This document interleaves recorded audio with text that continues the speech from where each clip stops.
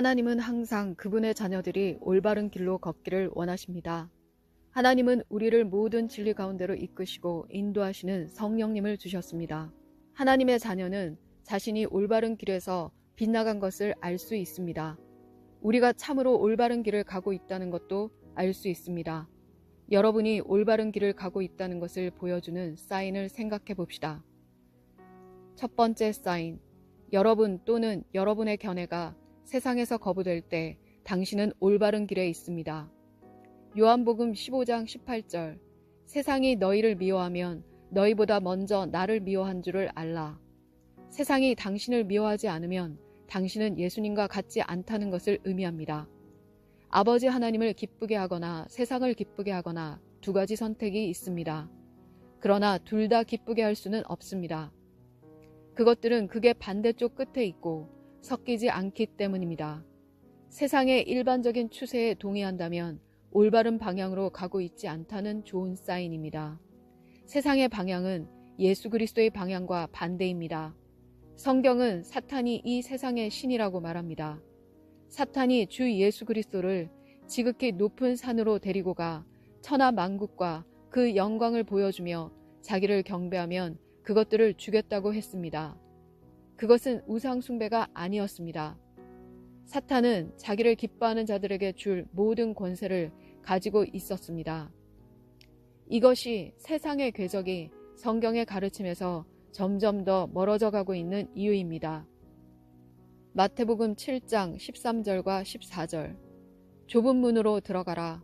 멸망으로 인도하는 문은 크고 그 길이 넓어 그리로 들어가는 자가 많고 생명으로 인도하는 문은 좁고 길이 협착하여 찾는 자가 적음이라. 좁은 문은 올바른 길입니다. 그것을 찾는 자가 적습니다. 넓은 길은 세상적 길입니다. 세상이 향하는 방향입니다. 당신이 세상적이지 않다면 올바른 길을 가고 있다는 확실한 사인입니다. 세상적이라는 것은 무엇을 의미할까요? 우리는 세상에 살지 않기 때문에 때때로 세상이 하는 것처럼 행동하거나 생각하는 세속성을 인식하기 어렵습니다. 그러나 세상이 우리의 생각과 행동에 영향을 주어서는 안 됩니다. 우리의 생각과 행동이 하나님의 말씀에 복종하도록 해야 합니다. 거룩한 사람은 세상적이지 않습니다. 거룩한 사람은 하나님의 뜻을 행하는 사람입니다. 세상적이면서 거룩할 수 없습니다. 둘은 정반대이며 섞이지 않습니다. 당신이 거룩함의 길을 걷고 있다면 올바른 길을 가고 있습니다. 히브리서 12장 14절, 모든 사람과 더불어 화평함과 거룩함을 따르라. 이것이 없이는 아무도 주를 보지 못하리라. 거룩함을 추구한다면 옳은 길을 가고 있습니다. 이 세상에서 거룩한 삶을 사는 사람들은 이상하고 비정상적으로 비춰집니다.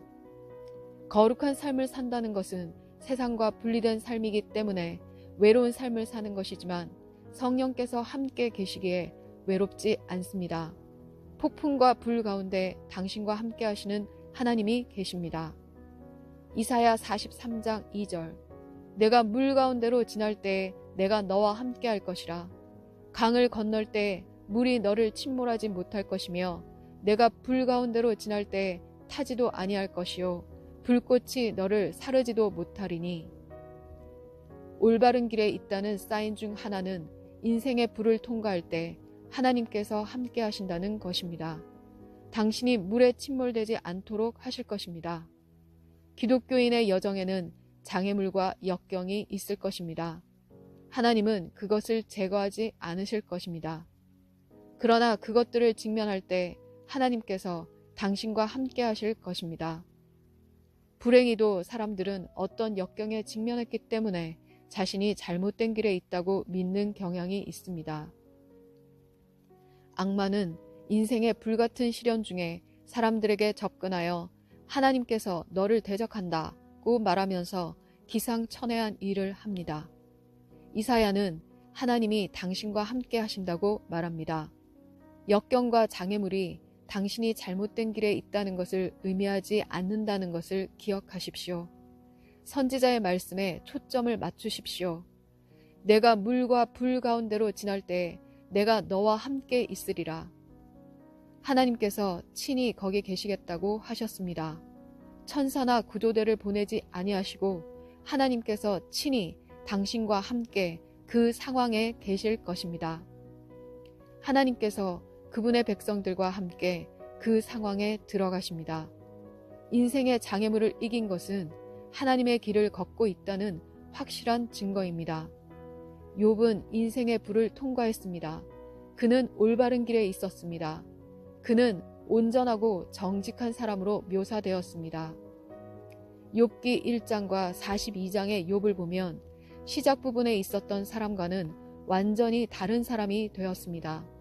욥은 소수의 사람들만 알게 되는 방식으로 하나님을 알았고 이해했습니다.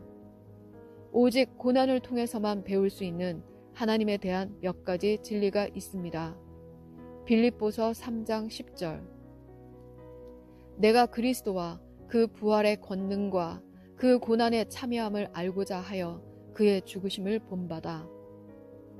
사도 바울의 유일한 인생 소망은 경험적으로 하나님을 아는 것입니다. 욥처럼 하나님을 경험적으로 알게 되는 것이었습니다. 바울은 단순히 피상적인 머리 지식을 얻는 것보다 더 깊은 것을 원했습니다. 내가 그리스도와 그 부활의 권능과 그 고난에 참여함을 알 수 있도록 가장 가까운 수준에서 예수님과 연결되기를 원했습니다. 하나님과 함께 인생의 슬픔을 겪어본 적이 없다면 예수님이 임마누엘이시고 당신과 함께 하시는 하나님이신지 어떻게 알 수 있습니까? 시련과 고난이 당신이 잘못된 길에 있다는 것을 의미하지 않습니다. 지금 제 말을 듣고 있는 여러분 중 일부는 인생의 용광로를 통과했습니다. 인생의 물을 통과했습니다. 인생의 폭풍을 통과했습니다. 그러나 하나님께서 이 폭풍 속에서 당신과 함께 계셨다는 것을 마음속으로 알고 있습니다. 당신이 올바른 길에 있다는 분명한 사인은 하나님께서 인생의 폭풍과 불 속에서 당신과 함께 하신다는 것입니다. 사인 세 번째는 사인 두 번째와 밀접하게 연결되어 있습니다. 절대적인 평화입니다.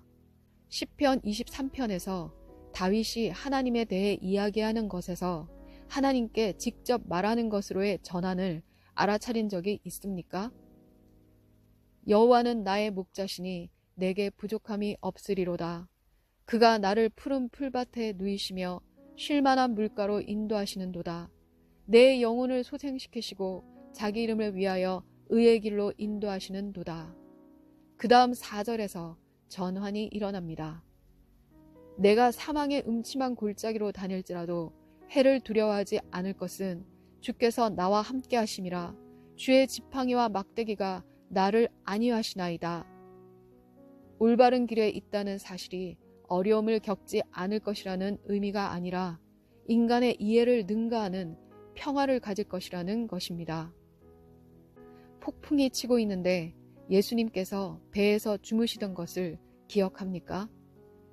당신이 올바른 길을 가고 있을 때 동일한 경험을 할 것입니다.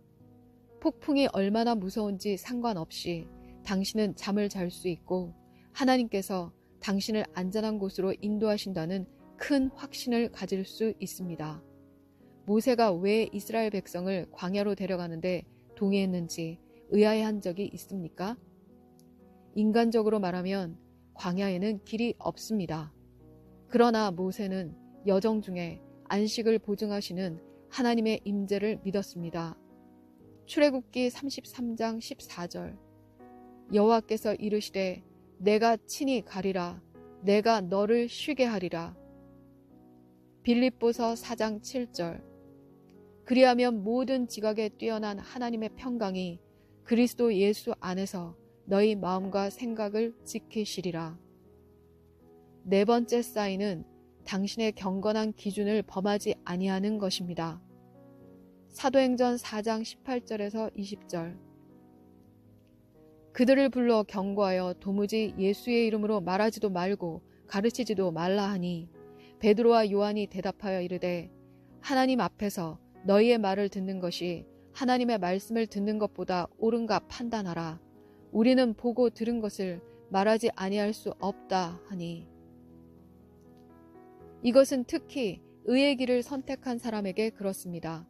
때때로 당신의 믿음과 경건한 기준을 타협하라는 압력이 있을 수도 있습니다.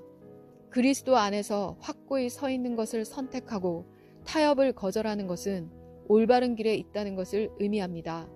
올바른 길을 걷는다고 해서 모든 사람이 당신의 삶에 머물 것이라는 것은 아닙니다. 사랑하는 사람과의 관계를 잃을 수도 있습니다. 마태복음 10장 34절에서 36절 내가 세상에 화평을 주러 온 줄로 생각하지 말라. 화평이 아니요 검을 주러 왔노라. 내가 온 것은 사람이 그 아버지와 딸이 어머니와 며느리가 시어머니와 불화하게 하려 함이니 사람의 원수가 자기 집안 식구리라. 성경 주석은 이 구절과 관련하여 다음과 같이 말합니다. 산상수훈에 반영된 예수님의 메시지는 참으로 평화의 메시지이지만 개인이 예수님에 대한 근본적인 헌신을 요구하기 때문에 그것을 선택하는 사람들과 거부하는 사람들을 나누는 평화의 메시지입니다. 예수님은 제자가 예수님을 사랑하고 따라야 한다고 강하게 말씀하셨습니다. 예수님에 대한 우리의 헌신은 자신의 가족보다 우선해야 합니다. 요셉은 의로움을 행했기 때문에 음행을 피했습니다. 다니엘은 바벨론에서 왕의 진미로 자신을 더럽히기를 거부했습니다.